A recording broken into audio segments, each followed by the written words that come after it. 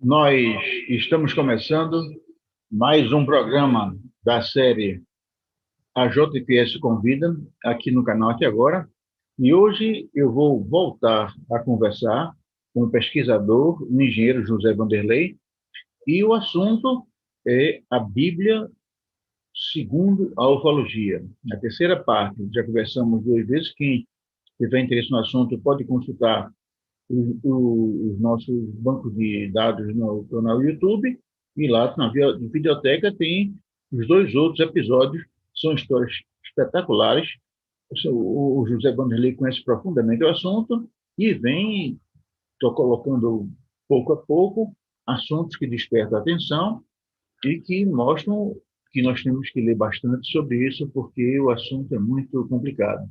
Ele já está chegando, já está na nossa antessala, já está fazendo as conexões de som e imagem, e nós vamos hoje fazer a terceira parte da conversa sobre a Bíblia segundo o olhar da ufologia.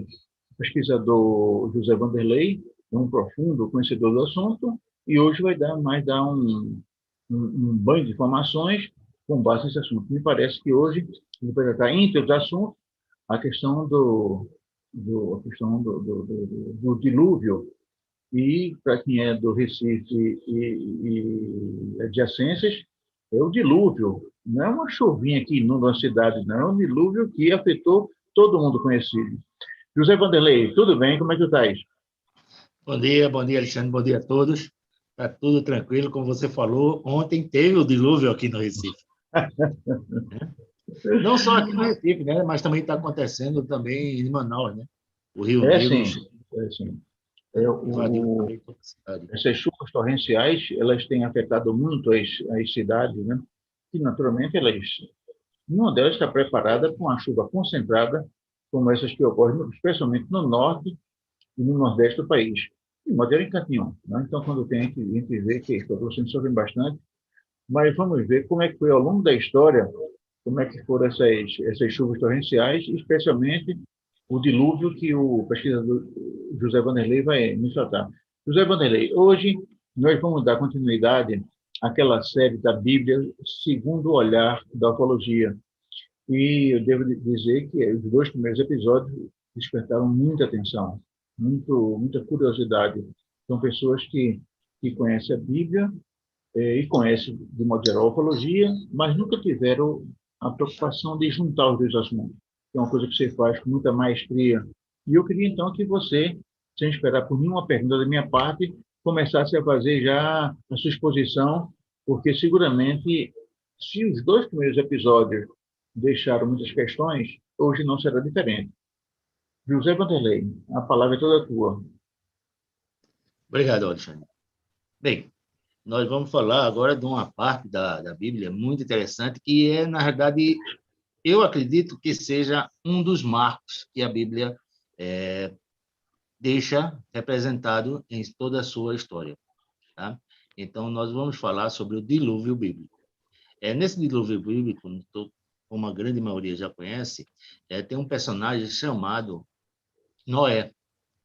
E esse personagem, já ao nascer, já criava uma diferenciação com relação aos demais de sua família. Conta que o pai de Noé, Lameque, ao ver o seu filho, ele ficou assombrado, né? Porque ele era muito alvo, tinha cabelos alvos e os seus olhos emanavam luz. Ele chegava na informação que foi dada que ele iluminava o ambiente só com os seus olhos. Conta aqui também que naquele tempo que nasceu Noé, havia um pecado muito grande sobre toda a terra. E assim Deus, em um determinado momento, queria exterminar, queria tirar tudo de ruim que estava sobre a face da terra. Vamos abrir aqui um parêntese, que na realidade essa informação de exterminar, de destruir tudo, na realidade não existe. Mesmo porque quando Deus o fez, ele fez querendo salvar a humanidade e os animais. Então, não é um castigo. né? Assim como nós podemos ver no Egito, com a saída, o Êxodo, ele não é um castigo. Eles não passaram 40 anos como castigo. Eles tiveram ali um momento que vai ser falado um pouco mais à frente. Esse filho de Lameque, Noé, ele falou, dentro das suas afirmações, que ele pregava, ele era um pregador, né, e falava exatamente que Deus estava mandando um grande dilúvio sobre a terra. E pregava à população daquela área que construíssem barcos, pois ia haver uma grande enchente, né? Noé, na realidade, ele é bisneto de um outro personagem muito importante que nós já falamos no passado, o Enoque, né? E o Enoque trata que existiam naquele tempo, né, os vigilantes. E esses vigilantes desceram à terra e se enamoraram das filhas dos homens. Então, a passagem ele fala que as filhas dos homens, os filhos de Deus se enamoraram das filhas dos homens. Então, este, na realidade, seria o motivo que Deus teria mandado o dilúvio, pois essa união desses dois seres, filhos de Deus com os filhos dos homens, criaram os Néfilins, que são os conhecidos gigantes, que estão exatamente falados sobre todas as línguas, né, de todas as partes do nosso planeta, inclusive com ossadas, né? E nós temos um gigante muito famoso bíblico, né? Vocês vão ver numa determinada guerra, né, teve o Davi e Golias, né? O Golias era aproximadamente um gigante de 3 metros de altura. Então, nasceram os gigantes e teria, então, contaminado toda a criação, que era esse o pecado que existia na época, segundo estudos. E assim determinou que Noé criasse um grande instrumento, uma arca, para poder salvar, né, a humanidade desse dilúvio. Ele mandaria sobre a terra chuvas que iria devastar completamente a face da terra. E que a Noé foi entregue uma espécie de informação de uma planta, de dados, para que ele construísse essa arca com tamanhos definidos e com a estrutura que deveria ter esta arca. E esta arca tinha a possibilidade, inclusive, que se ficasse, em algum momento ela ficasse submersa, ela retornaria à tona das águas. Então, além de Noé e sua família, também foi dito que todos os animais também deveriam, todos os animais terrestres e aves do céu, deveriam também estar junto com Noé nesta viagem, nesta salvação do dilúvio. Então, ele começou a construir esta arca. Para ter uma informação maior, para vocês verem como tempo levou para que Noé construísse essa arca, Noé, ao longo do período que ele construía, ele também fazia a pregação e avisava as pessoas que construam barcos para que se salvassem, porque havia uma enchente. Todos eles zombavam de Noé, mas Noé continuava exatamente construindo a arca. Para vocês verem o tempo que Noé levou, estima-se, ou tem alguma referência, que Noé levou aproximadamente 120 anos para construir a arca. Naquele tempo, nós vemos que as pessoas viviam 300 ou mais anos, e ele, Noé, levou 120 anos para a construção da arca. Em um determinado momento, né, assim como tinha sido avisado, os animais começaram a chegar para entrar na arca. Então, de 2 em 2, um macho e uma fêmea de cada espécie, né, foi entrando na arca. Então, nós, desde criança, ouvimos essa história. Então, foi entrando na arca e foram alojados ali no seu interior. Noé, sua esposa, seus filhos e as esposas e seus filhos também entraram na arca. E veio o dilúvio. Começou as chuvas que por 40 dias e 40 noites tomaram a terra toda e fez sumir, inclusive, todas as altas montanhas em até 3.000 metros. Esta informação, né, nós ficamos um pouco abalados em entender como é que tem esta informação de uma água atingir até 3.000 metros acima dos picos. Quem poderia dizer, né, que esta água chegou a essa altura? Não havia um tipo de medição naquela época, né? Ou se foi estimado, né? Ou se ele quis, na realidade, falar, porque tinha um pico de 3.000 metros de altura, e ele fez essa intenção de mostrar que ficou acima desse pico, que era de 3.000 metros de altura. Então, tem essa informação que deixa exatamente essa nossa dúvida. Como ele conseguiu identificar que toda a água em volta da Terra conseguiu atingir até 3.000 metros de altura acima dos picos? Mas vamos em frente.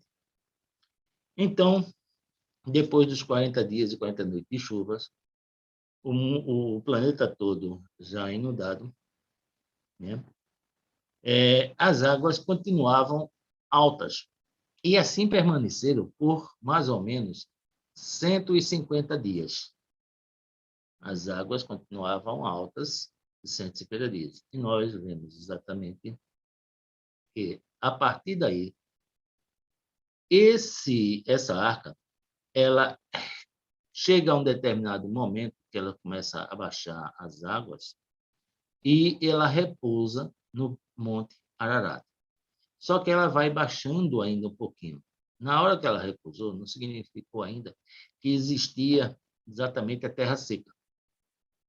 E nós lembramos que Noé soltou um corvo, né? E posteriormente um pombo, né? Então o pombo voou e voltou cansado porque não encontrou terra. Depois novamente soltou novamente um povo depois de um período, e o povo trouxe um raminho de oliveira, e pela terceira vez ele soltou, e na realidade o pombo não mais voltou, né? Então a primeira ideia do pombo solto foi porque ele não conseguiu encontrar um ponto firme para pousar, então ele voltou muito cansado. Na segunda, ele já conseguiu ver uma vegetação e trouxe um raminho. E na terceira, ele já podia viver exatamente naquela área onde tinha sido tudo inundado. E a questão do corvo é que o corvo, na realidade, ele não foi a local nenhum, ele ficou apenas sobrevoando a arca. Tá? E o tempo que baixou completamente as águas e que Noé ficou com sua família, com os animais dentro da arca, se precisa, por aí, que ele ficou exatamente 365 dias. Né? Então, foi esse o tempo que ele ficou dentro da arca.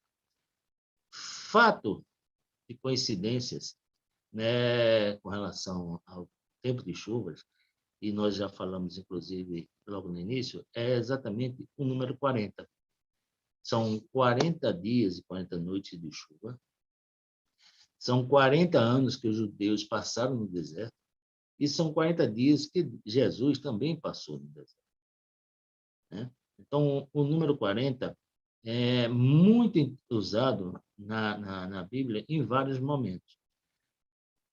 E podemos, como eu falei, dizer e afirmar que o dilúvio não era um castigo, né?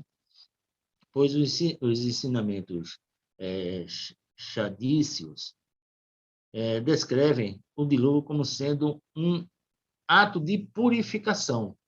E, nesse caso, era com relação aos pecados que existiam na época de Noé, e que se especula que foram exatamente a transgressão desses seres ditos como filhos de Deus se enamorar das filhas dos homens. Ô, Wanderlei, Pois não. recentemente, não tão recentemente, cerca de talvez uns 10 anos, houve um filme chamado 2012. E no filme 2012, o enredo do filme se baseava no calendário asteca, que dizia que no ano 2012 haveria uma catástrofe mundial que poderia levar o planeta à extinção, à destruição. E naquele filme se mostrava além de uma série de catástrofes naturais, de terremotos, né, mas falar também não enchente. Uma enchente e que elevou o nível dos mares à altura do Everest. Né? E lá, então, havia umas arcas, tipo Arca de Noé, naturalmente de forma moderna, e que, então, haveria uma espécie de salvação da humanidade com base naquelas arcas. Na época, e note que o nível das águas subiu até o Everest, né, que são montanhas com 7.000 metros, é uma coisa muito grande, né, uma coisa muito, muito alta. Mas aí eu comecei a me perguntar, com base naquele filme, e onde estava aquela água antes? Né? Se nós sabemos que as leis dizem que na natureza nada se cria, nada se destrói, tudo se transforma. Então, se começou a chover, né, então é natural que o conjunto da água da terra vai se renovando, ela passa um tempo enquanto o vapor d'água, depois quando ela cai, os fenômenos das marés, que faz com que o nível das águas subam em determinado canto, mas, ao mesmo tempo, ela baixa em outro. Quer dizer, quando a maré é alta no Brasil, a maré baixa no Japão. Então, existe essa questão, sim, de compensação. Naturalmente, quando a gente começa a imaginar a questão de um dilúvio por água, a água sobe igualmente em todo canto. E a pergunta é, e antes? Essa água estaria aonde? Bem, isso, como você falou, é um modo equilibrado. Se há uma enchente em determinado ponto, na realidade vai acontecer de uma maré mais baixa em outro ponto.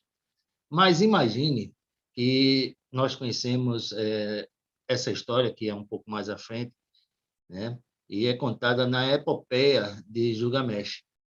E, na época, ele fala exatamente sobre todos os transtornos que existiram, inclusive de afundamento de placas.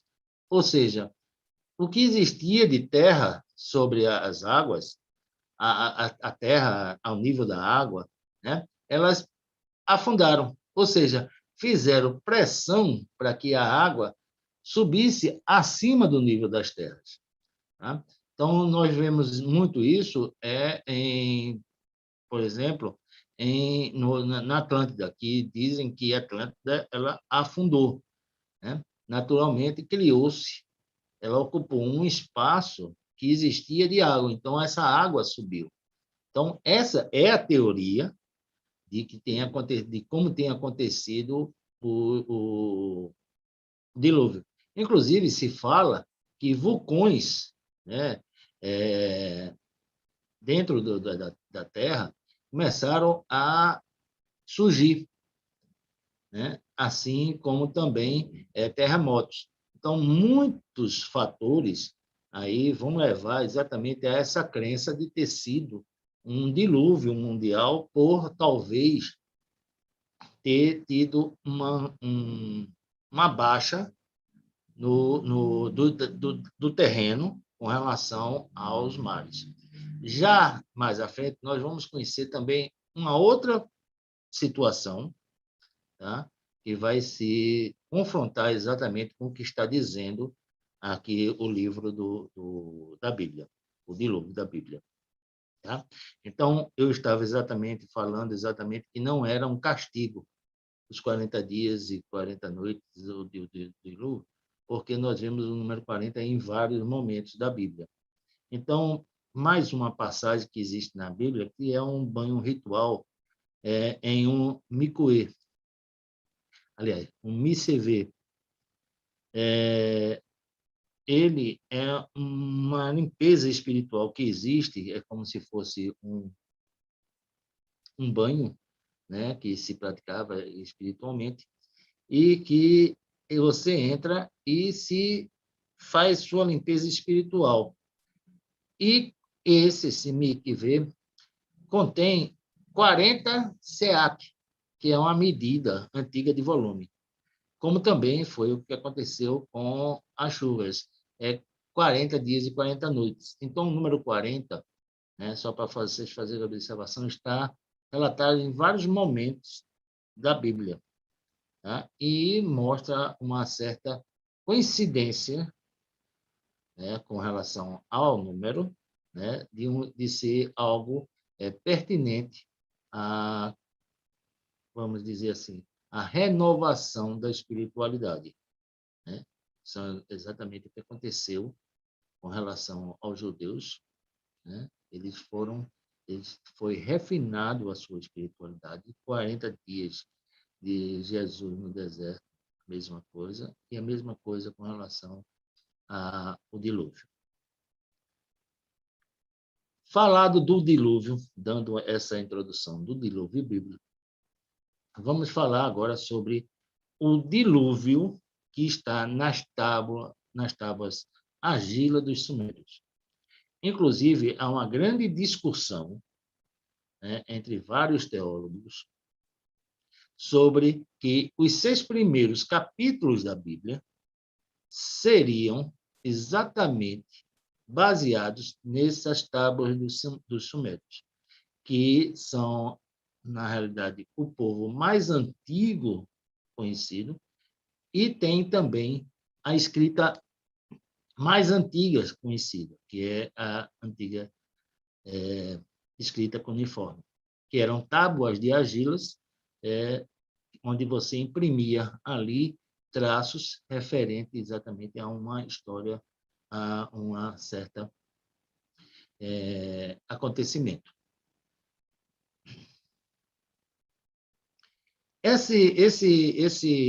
Essa história é feita com base em um povo chamado Anunnakis, que são retratados como povos que vieram do céu.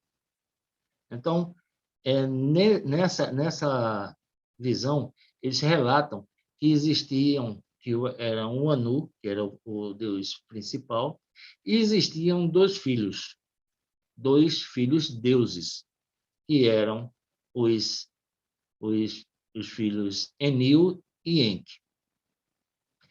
E assim como a Bíblia, eles iniciam e se estabelecem entre os rios Tigre e Eufrates. As coincidências relatadas são muito grandes. E eles criaram ali 7 assentamentos. E o local ali desses 7 assentamentos era conhecido como Éden, que na Bíblia nós conhecemos como Jardim do Éden. Nos sumérios, nessas tábuas sumérias, era Éden. Conta que esses seres desceram à terra para minerar ouro. Não porque ele fosse um artigo valioso de troca. Muito pelo contrário, eles estavam minerando ouro para polvilhar na sua atmosfera, que estava tendo problemas, né, estruturais, e pulverizando o ouro, eles iam reconstruir ou reestruturar a sua atmosfera. A história segue falando que eles vieram com um tipo de escravos, ou pessoas que serviam a esses Anunnakis, chamados Igigi. E esses Igigi faziam a mineração. Acontece que a mineração na Terra era muito sacrificante para esses escravos, né? E, ao tempo todo, eles não conseguiam, ou talvez produzir, ou realmente não conseguiam dar ganho exatamente à produção de tudo aquilo que era necessário para fazer a reposição de sua atmosfera. Foi aí que Enki e Enlil criaram a ideia de fazer um escravo do planeta Terra, daqueles que já existiam, misturando o seu DNA. Ou seja, existe uma passagem dizendo que eles fizeram do DNA de um habitante que existia na Terra, não era um símio, né? Não era um macaco, como todo mundo imagina, né? E aproveitaram o DNA que eles tinham e fizeram exatamente essa modificação genética e colocaram no útero de uma mulher Anunnaki. E assim nasceu o primeiro homem.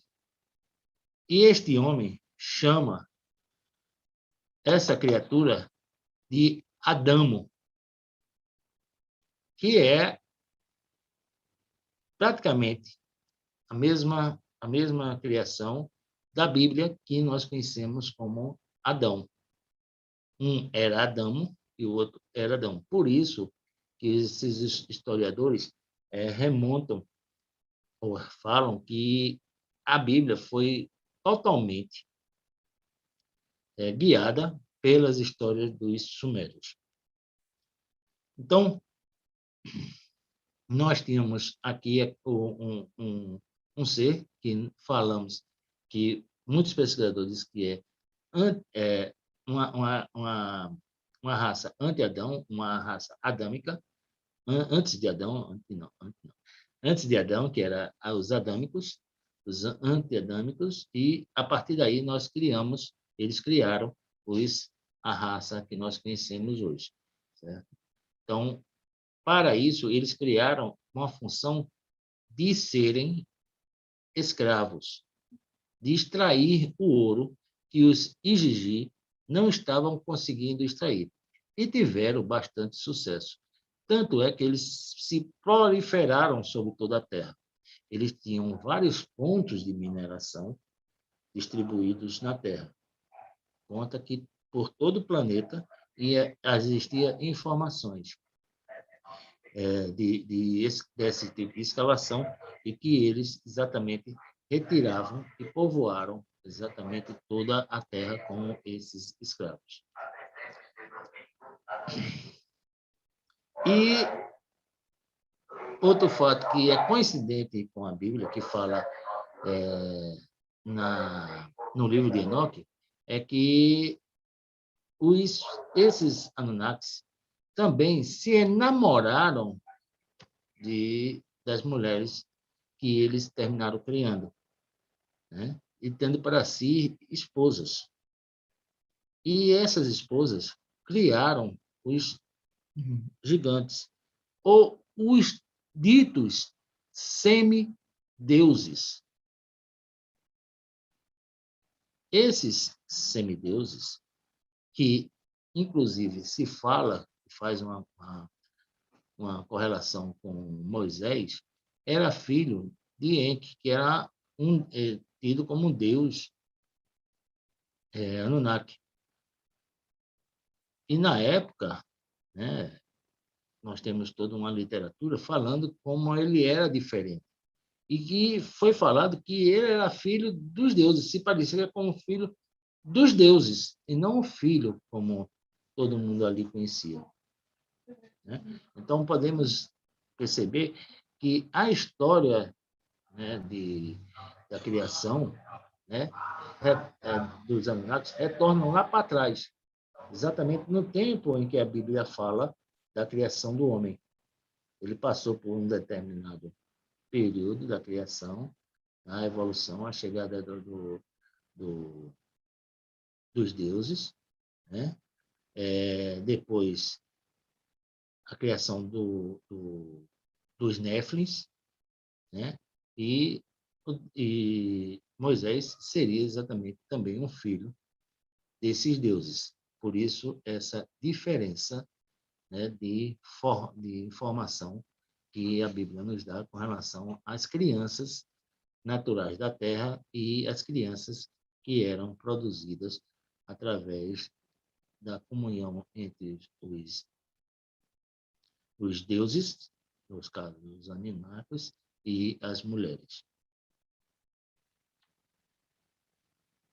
Então, foi dividido entre os dois filhos dos Anunnakis as tarefas, né?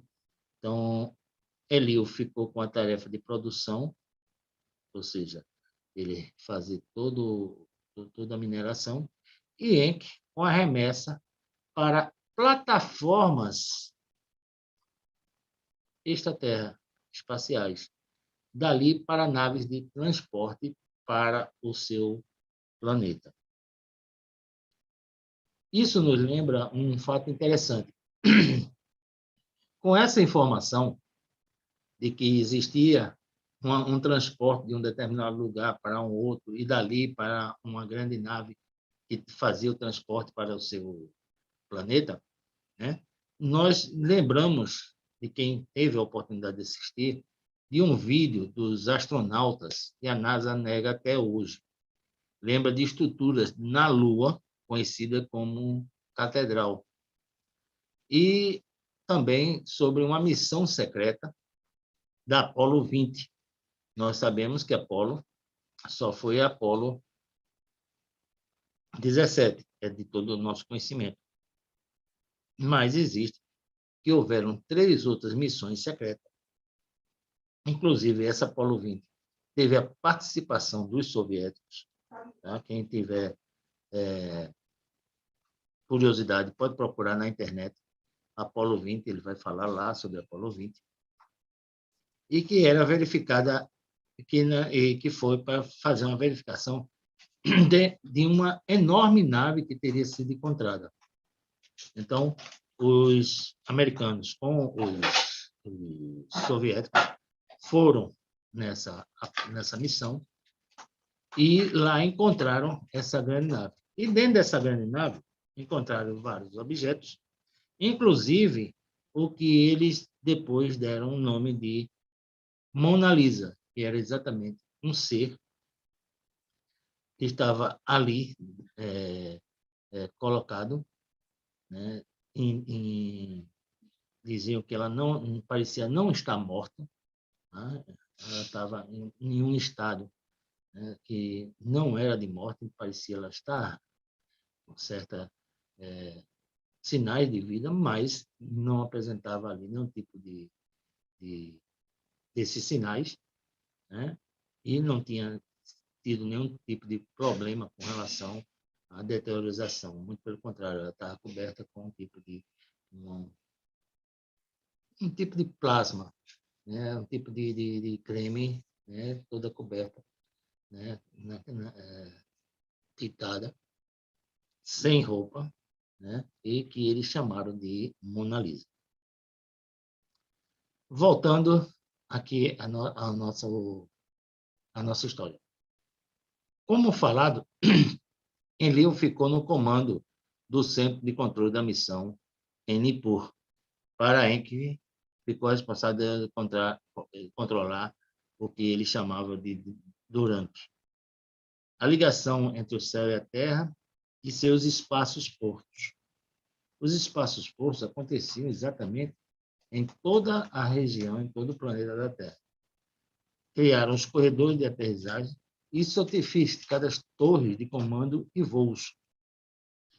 espaciais. Inclusive, nós conhecemos hoje muito disso com relação aos geógrafos, né? Que são desenhos, que são estruturas que existem em toda a Terra, que fazem demonstração de alguns desenhos que você só consegue enxergar do céu, assim como também pontos referentes a estruturas como pirâmides e zigurates, que estão espalhadas por toda a Terra. Assim, dava as informações de órbitas para aqueles que estavam chegando, que hoje são, inclusive, pontos de estudo e são utilizadas pela astronomia mundial, porque esses pontos sempre estão relacionados a pontos celestes. Coincidentemente, ontem teve um programa numa TV fechada e eles falaram que a latitude e longitude, né, da pirâmide de Gizé é exatamente aos 6 ou aos 5 primeiros dígitos da velocidade da luz. É mais uma das coincidências que existe com relação à pirâmide de Gizé. Tá? Então, tudo que foi feito aqui na Terra por esses povos, né, esses povos que vieram do céu, é com relação sempre a pontos cardeais, né, e relacionadas ao céu. Nós vemos formas que mostram o solstício, né, de uma forma bastante precisa, né, com relação a essas informações do tempo e do universo. Um dos pontos que eles fizeram, que foi focal para caracterizar topograficamente e ser mais visível, foi um ponto médio, onde nós chamamos hoje de Ararat. Existia os picos gêmeos do Monte Ararat e fizeram ali um centro de controle de missão e um porto espacial. Coincidentemente, a história de Noé fala exatamente que eles pousaram, a arca repousou em cima do Monte Ararat. E assim estabeleceram trajetos, aterrissagem, ancoramento de picos do Monte Ararat, além das pirâmides. E o mais interessante é que esta vasta plataforma de pedra que foi criada sobreviveu ao dilúvio. Ou seja, essas construções que eles falam, que nós falamos hoje, que tem 3.000, 4.000 anos, eles falavam já há 6.000 anos atrás que estas criações sobreviveram ao dilúvio. Ou seja, até hoje, os arqueólogos, eles não conseguem determinar realmente, né, a data precisa das construções. Antes se falavam que as construções eram de 6.000 anos atrás, porque era a ideia de conhecimento do homem com relação a essa data. Então, tudo que tinha acontecido, aconteceu há 6.000 anos atrás. Hoje, nós temos cidades que estão sendo abalizadas por alguns pesquisadores, por alguns arqueólogos, de 12.000 anos atrás. Ou seja, nós já quebramos a barreira dos 6.000 anos. Muita coisa da arqueologia antiga foi deixada de lado porque passava dessa data de 6.000 anos. Hoje não, hoje nós temos exatamente algumas atividades e algumas informações que vão muito além dos 6.000 anos, como nós estamos falando. Ou seja, essas pirâmides que aconteceram durante o dilúvio, antes do dilúvio, que foram construídas antes do dilúvio, sobreviveram ao dilúvio. Por isso elas serem tão pesadas. A água pode ter subido, mas não retirada elas do lugar. Hoje encontramos, inclusive com aquela pergunta que o Alexandre fez, nós encontramos várias cidades debaixo d'água. Né? Nós encontramos muros enormes, calçadões enormes debaixo d'água. E próximos a algumas cidades que ainda existem hoje, com 10, com 15 metros de profundidade apenas. Então, né, pode ser até um desnível do solo, mas como também pode ter sido exatamente um afundamento dessas cidades. Você vê que o que é uma montanha? É exatamente a saída, né, a pressão do fundo da terra que pressiona aquele bloco de pedra para cima. Então, da mesma forma como é pressionado para cima, ele pode também afundar. E nós vemos isso no mundo todo. Grandes, enormes, magníficos buracos de até de quilômetros, né, afundando. No mundo todo, vocês podem procurar na internet, vocês vão ver buracos enormes, né, que os cientistas não conseguem explicar e simplesmente ali apareceram e afundaram. Então, várias. Temos hoje uma falha geológica que está cortando quilômetros de extensões sobre a face da Terra. Também pode ser visto na internet esta informação que eu estou dando a vocês. Né? Ela simplesmente abriu, criou um grande vala, certo? E corta quilômetros de distância entre dois pontos no mesmo terreno.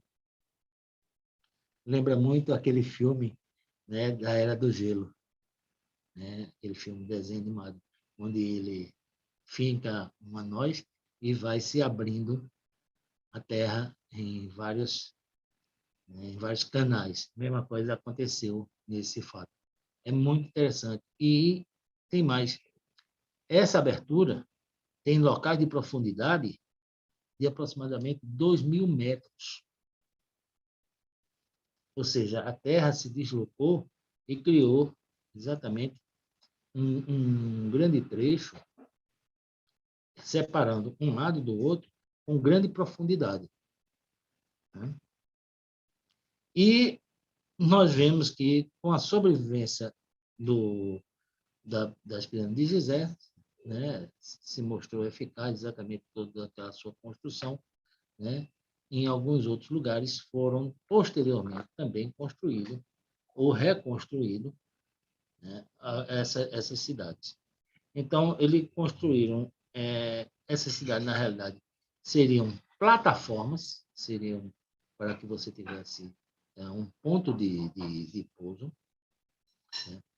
E essas plataformas, que a grande maioria sobreviveu, e que, na realidade, vocês podem conhecer um pouco mais dessa história com o épico da epopeia de Gilgamesh. Tá? Ele retrata ali todo esse fato, né, de uma forma onde ele busca a imortalidade e retrata exatamente todas essas convulsões que houveram nesse período.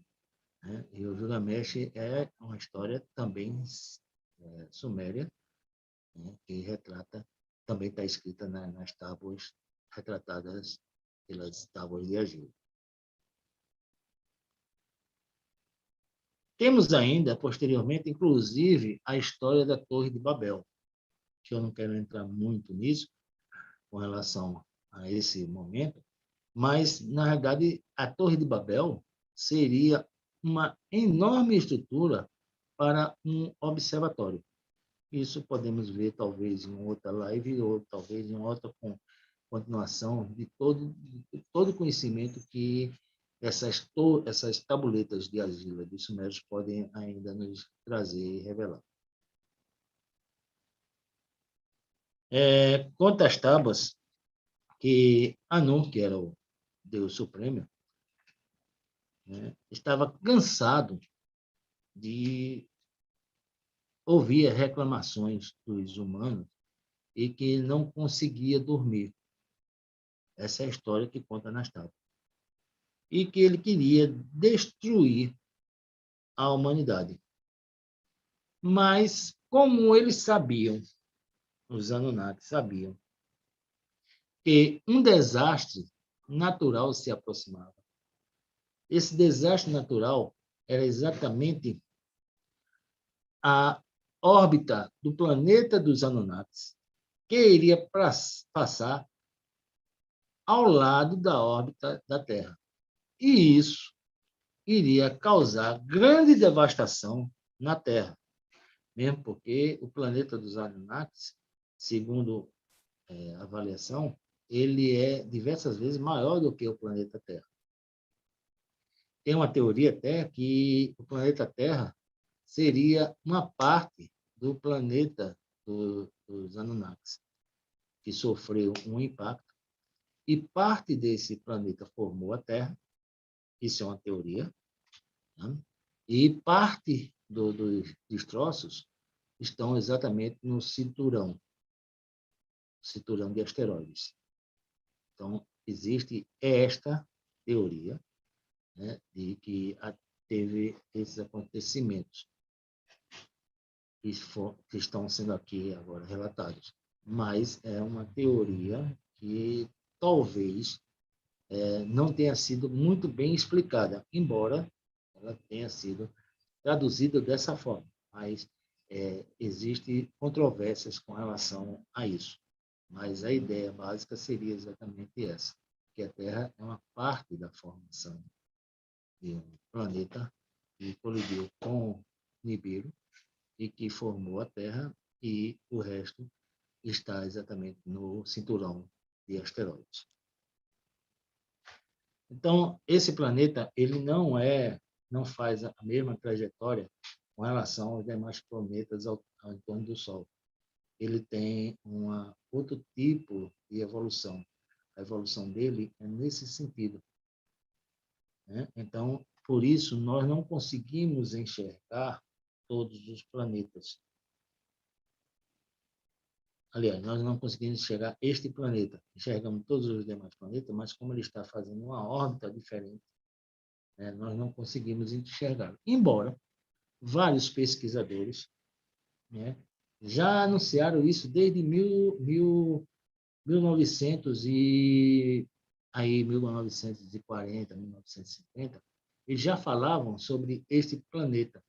E tinha um pesquisador que falava que, na verdade, era um planeta-cometa, porque a trajetória que ele fazia e a velocidade que ele tinha era completamente diferente dos demais planetas. Então, ele se comportava como um planeta-cometa, né?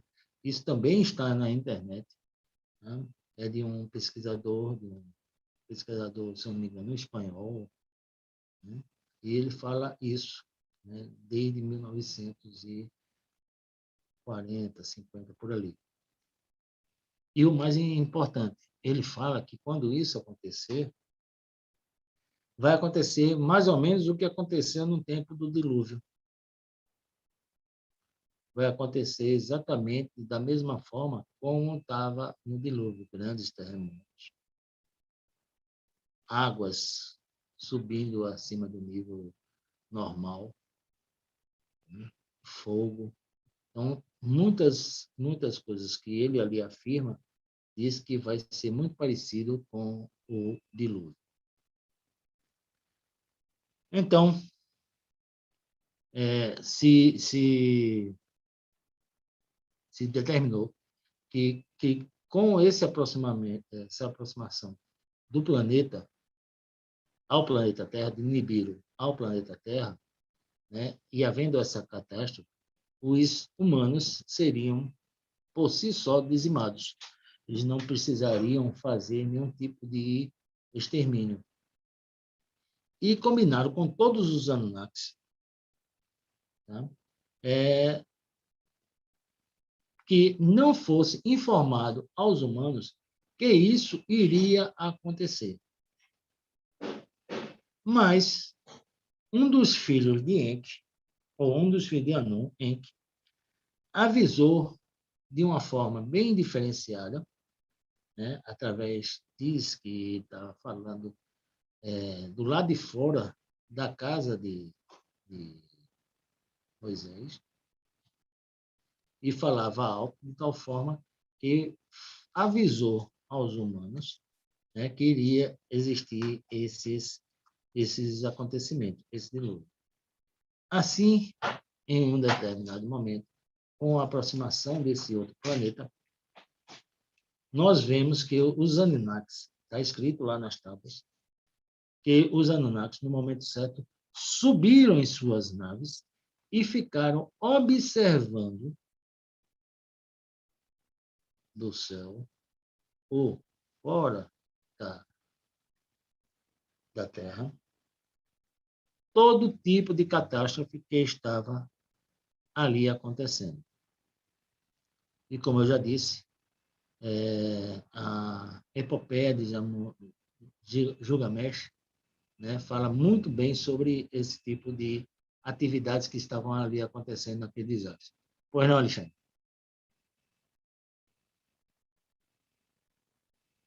Oi. Né? Eu estou acompanhando a exposição. Na época, existiam, para vocês terem uma ideia, também relatado, existiam 600 Anunnakis e 300 Igigi. Os Igigi são exatamente o tipo escravos dos Anunnakis. Né? E todos eles foram retirados da Terra em suas naves e ficaram exatamente sobre o planeta, vendo tudo aquilo acontecer. Retornaram mais à frente, quando tudo se acalmou, né? E viram que vários humanos haviam sobrevivido. E, mais uma vez, Enki interviu para que não fossem exterminados. Então, assim aconteceu. Esperaram a terra secar e, novamente, entre o rio Tigre e Eufrates, recolonizaram a nova cidade de Sinar. E assim foi instaurada uma nova dinastia dos Anunnakis. Os filhos, posteriormente, assim como Anu, retornaram aos seus planetas com as suas mulheres. Inclusive, fala-se que eles retornaram com todas só os membros Anunnakis. As filhas dos homens com os filhos de Deus permaneceram aqui na Terra. E fala que Moisés, né, que era Zustrata, era conhecido com outro nome, né, permaneceu aqui na Terra com o título de filho de semideuses, filho de deuses, ou seja, sendo um semideus. Essa dinastia, de tudo isso que aconteceu com relação às cidades que eles realmente montaram, refizeram, né? Essa dinastia também criou a primeira dinastia faraônica do Egito, aproximadamente em 3100 a.C. Entretanto, confirmam a ida de Marduk, o Ra, que nós conhecemos na literatura egípcia, para o Egito, fazendo um plano piloto logo após a era diluviana, para estabelecer, assim, uma nova conexão espacial crucial aos Anunnakis. Por isso que nós falamos tanto do Egito. A evolução e todos aqueles acontecimentos que temos no Egito, né, estão relatados nos livros de Sumério e o porquê do Egito. Então, ali, no Egito, seria a conexão espacial crucial para os Anunnakis, para todo aquele seu projeto. E começaram também a fazer as reconstruções de obras por todo o planeta. Devemos lembrar que, naquele momento, no momento do dilúvio, logo após ele, nós começamos a observar que os homens perderam a capacidade de viver com um grande tempo na face da Terra. Antes, a Bíblia relatava pessoas que viviam com 300, 400 anos. Agora, as pessoas passaram a viver aproximadamente, relatos que a vida média dos habitantes pró-dilúvio, né, passou a ser de 40 a 50 anos. Então, nós perdemos, né, a capacidade de viver muito mais tempo sobre a Terra logo após o dilúvio.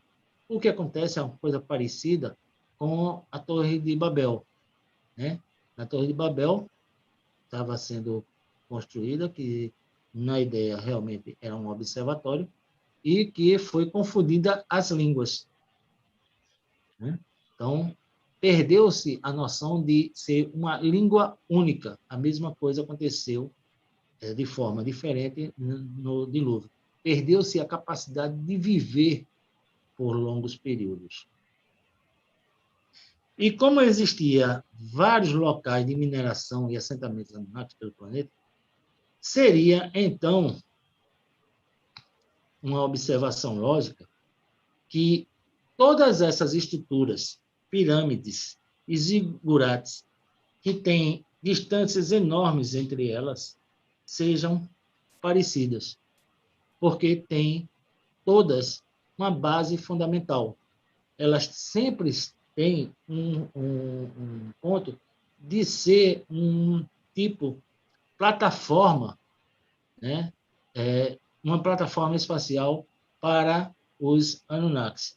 Então, seria uma outra forma de visão, de ver, porque todas esses monumentos distribuídos pelos planetas, com culturas diferentes, com tempos diferentes, mas com a mesma forma, com a mesma ideia, né, é conhecida hoje como sendo uma coisa inexplicável.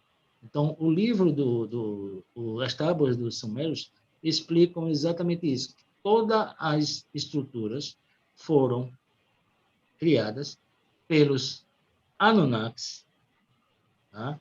Que são os zigurates, as pirâmides, a partir de povos que eles escravizaram e que criaram, que foi o ser humano. Perfeito. Ô, José Vanderlei, nós estamos, infelizmente, chegando ao final do nosso encontro desse domingo, mas seguramente nós temos assunto para muito mais encontros.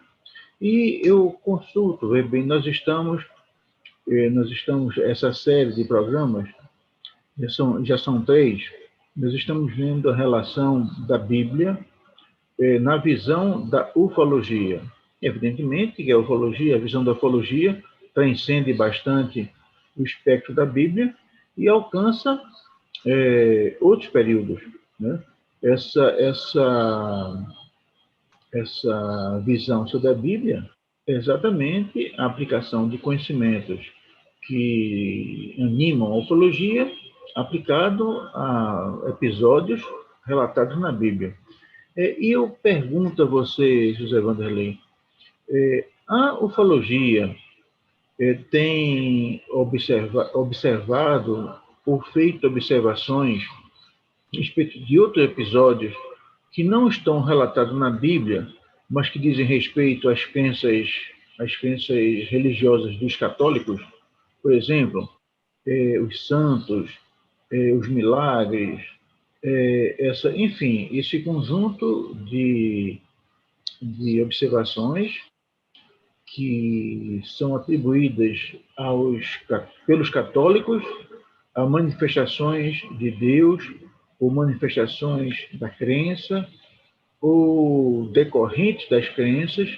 Enfim, eu queria, vamos dizer assim, convidá-lo já no próximo domingo, se for o caso, falar um pouco aqui no nosso programa do Alexandre Santos Convida, no canal Aqui Agora, sobre manifestações que dizem respeito às crenças, especialmente católicas e cristãs, vamos dizer assim, também cristãs, não católicas, mas cristãs e católicas, né? Que estão no âmbito de influência da ufologia. E eu me refiro explicitamente aos santos e aos milagres. Eu cito, entre diversas, por exemplo, no mesmo embalo das coisas que movem o cristianismo, nós temos o surgimento do Islã, e lá no surgimento do Islã se fala numa uma viagem que Maomé teria feito num tapete mágico. Então a gente nota que alguma coisa que está na ambiência que anima também o catolicismo, o cristianismo, que também de respeito a algo sobrenatural e algo que poderia ser explicado, que tenta ser explicado pelos ufólogos. Então, eu convido você formalmente aqui, com muita alegria, muito respeito muito entusiasmo, a participar conosco de mais um programa no próximo domingo, nesse mesmo horário, se você puder, e nós tentaríamos ampliar a abordagem de modo que a gente pudesse trazer as eventuais manifestações acreditadas pelos ufólogos a fenômenos que despertam a atenção e aumenta a crendice, aumenta a credulidade dos católicos e no período após a redação da Bíblia. Não, perfeito. Já aceito o convite, vou fazer essa preparação, né? Inclusive, dando sequência ao livro dos Anunnakis, nas tábuas sumérias, certo? Que ainda fala sobre, por exemplo, Abraão, né? Que ainda chega a outros personagens bíblicos, né? Que hoje nós temos como sendo personagens católicos, né? Sobre a formação da cristandade, né? E que eles faz algum tipo de exaltação, né? Até um determinado ponto. Por isso que 6 pontos, os 6 primeiros livros da Bíblia, os pesquisadores dizem que foram tirados exatamente dos livros dos sumérios. A minha preocupação, vamos dizer assim, a minha atenção maior, evidentemente que todas essas questões que você levantou são pontos importantíssimos, merecem essa discussão, mas eu vou usar assim o termo, a minha curiosidade maior seria exatamente no período pós-Bíblia. Eu lembro, por exemplo, que você, no nosso encontro passado, você falou da importância do significado das estrelas que orientaram os reis magos, né? E atribuiu aquelas estrelas a característica de uma nave espacial, né? Então, aquilo é uma coisa realmente, né, espetacular, né? Uma coisa assim, né? Mas nós tivemos um ponto, vamos dizer assim, final da Bíblia, que foi quando elas foram aprovadas, né? Quer dizer, os livros bíblicos, né? Então, nós temos os mais recentes, são os testamentos redigidos pelos apóstolos, né? E a gente encerra, então, do ponto de vista histórico, a Bíblia, enquanto livro, nos primeiros anos após a partida de Jesus Cristo. Mas só que depois, um grupo de pessoas já influenciado pela Bíblia, já formaram o catolicismo, e houve, inclusive, religiões que partiram disso. É o caso especificamente do Islã. Então, a diferença do Islã em relação, quer dizer, uma das diferenças, claro, não sou especialista em nada disso, mas é que os católicos atribuem a Jesus Cristo a condição de Deus, e o Islã, ele acha que Maomé foi um profeta, assim como foi Jesus. E do mesmo jeito que com Jesus aconteceram coisas maravilhosas, com Maomé também ocorreram. E uma das coisas que ocorreram com o Maomé, que eu tenho conhecimento, é essa viagem maravilhosa que ele teria feito sobre um tapete ou sobre uma máquina, não sei exatamente o que foi, que ele teve uma visão aérea de toda a Pérsia, ou de toda aquela região onde ele habitava. Então, isso é espetacular. Os milagres, existem milagres que realmente fogem a toda a minha atenção. Os católicos atribuem os milagres à intervenção divina. Pode ser que os ufólogos atribuam a outro tipo de intervenção, outro tipo enfim. E eu queria, então, que a gente pudesse, se fosse o caso, concentrar a nossa observação do próximo domingo sobre essas coisas que são maravilhosas. Por exemplo, que talvez não tenha pouca coisa a ver com o catolicismo, mas a psicografia, quer dizer, os livros que foram escritos por homens que tratam de coisas de fora do universo, é espetacular. Eu não sei exatamente o que pode ser. E pode ser que a ufologia tenha algum tipo de explicação. Então, seria muito bom que a gente pudesse, não apenas para melhor compreensão dos dos nossos conhecimentos, mas também para a divulgação de todo aquilo que conhecimento já reunido pela ufologia que a gente pudesse tratar. Então, eu, nesse momento, até por falta de tempo, eu quero mais uma vez agradecer muito a participação do engenheiro José Vanderlei conosco. Ele, mais uma vez, dá prova do profundo conhecimento que ele adquiriu nesses tempos de pesquisa sobre o objeto do qual ele se ocupa. O Vanderlei, você não pode imaginar o quanto o Norte agora é agradecido a você. E já convido a todos que no próximo domingo, às 11 horas, nós participem e acompanhem presencialmente ou depois esse novo programa com participação do pesquisador José Vanderlei, onde a gente vai dar um desdobramento daquilo que já foi abordado nos 3 primeiros programas. Vanderlei, muito obrigado, e as palavras para você, suas despedidas. Bem, mais uma vez, obrigado pelo convite. Já está aceito o convite para o próximo domingo. Tá? Eu gostaria apenas de deixar a seguinte mensagem para todo mundo. Basta imaginar que tudo aquilo que é falado, vocês traduzam como seres extraterrestres, e vocês vão conseguir identificar todas as informações que foram dadas de uma forma mais simples e não tão ilusionista, né? Se nós passarmos a fazer esse processo, né, de fazer a identificação como possibilidade de tudo, por exemplo, nós temos no livro de Hebreus 13, né, a confirmação de que anjos andaram entre os homens e que foram hospedados entre os homens. Então, esses anjos, na realidade, são parecidos com os seres humanos. Aí seriam os híbridos extraterrestres. Então, são essas perguntas que nós temos que responder.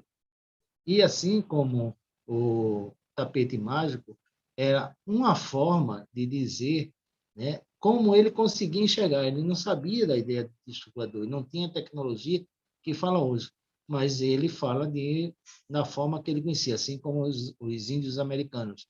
Os índios americanos falavam que o trem era um cavalo de ferro. Veja a disparidade de informações entre um cavalo e um trem. Mas é assim a forma que ele entendia. Então, a mesma coisa do tapete voador. E nós vamos ver isso não só nesse episódio, mas em várias outras religiões ao longo do planeta que falam exatamente desta mesma forma, né? Da forma da visão ufológica em todos os seus relatos. Então, com isso, eu agradeço mais uma vez a todos, me despeço de vocês e até domingo. Obrigado, Alexandre. Um bom finalzinho de semana, uma boa semana a todos. Até mais.